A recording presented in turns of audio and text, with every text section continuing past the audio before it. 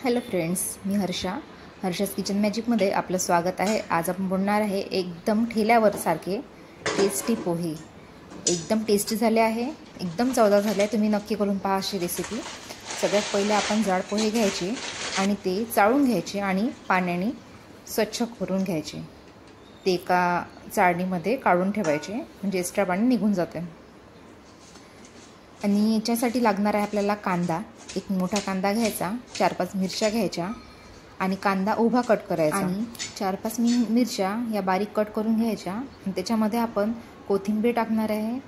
थोडी कोथिंबीर पण पाण्याने स्वच्छ करून कट करून घ्यायची बारीक छान।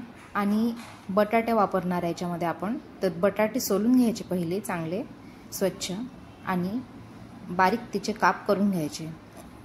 आणि ते बटाटे सोलून कट केल्यावर तसेच ठेवायचे नाही तर ते काळे पडतात। त्याला पाण्यामध्ये टाकायचं म्हणजे ते काळे पडत नाही। आणि याच्यामध्ये वापरणार आहे आपण आपलं शेंगदाणे घ्यायचे। फ्रेंड्स, शेवटपर्यंत हा व्हिडिओ नक्की पहा। मी बारीक बारीक गोष्टी तुम्हाला सांगणार आहे।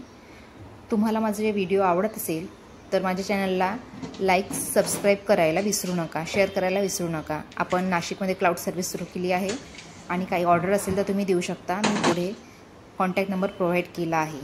चला तर आपण आता पहिले गॅस पेटवून घेऊया, त्याच्या कढई ठेवूया। कढईमध्ये तेल टाकायचं आणि सगळ्यात पहिले आपला शेंगदाणे तळून घ्यायचे। जे आपण पोहे भिजवून ठेवले ते एका भांड्यामध्ये काढून घ्यायचे पहिले। आणि जे शेंगदाणे होते तळलेले ते त्या पोह्यावरच काढून घ्यायचे। त्याच्यानंतर जो आपण बटाटे चिरले होते ते सुद्धा पहिले तेलामध्ये शिजवून घ्यायचे छान। ठेल्यावर बटाटे वगैरे टाकत नाही, पण आपण आणखी छान टेस्टी बनवण्यासाठी बटाटे पण टाकत आहे। ते चांगले तळून घ्यायचे म्हणजे शिजवून घ्यायचे चांगले आणि ते पण काढून ठेवायचे। सगळ्यात पहिले मोहरी घ्यायची तेलामध्ये। मोहरी तडतडली की त्याच्यामध्ये जिरं टाकायचं। त्यामध्येच जो कांदा चिरला होता, कांदा, मिरची आणि कढीपत्ता घालून घ्यायचा। आणि याच्यामध्ये आपण वापरणार आहे 1 चम्मच तिखट, अर्धा चम्मच हळद आणि 1 चम्मच मीठ वापरणार आहे। आणि याच्यामध्येच टाकायचं आपल्याला 1 चम्मच साखर। आणि आपण किमान 2 वाट्या पोहे घेतले होते तर त्याच्या अंदाजाने 1 वाटी पाणी टाकायचं याच्यामध्ये।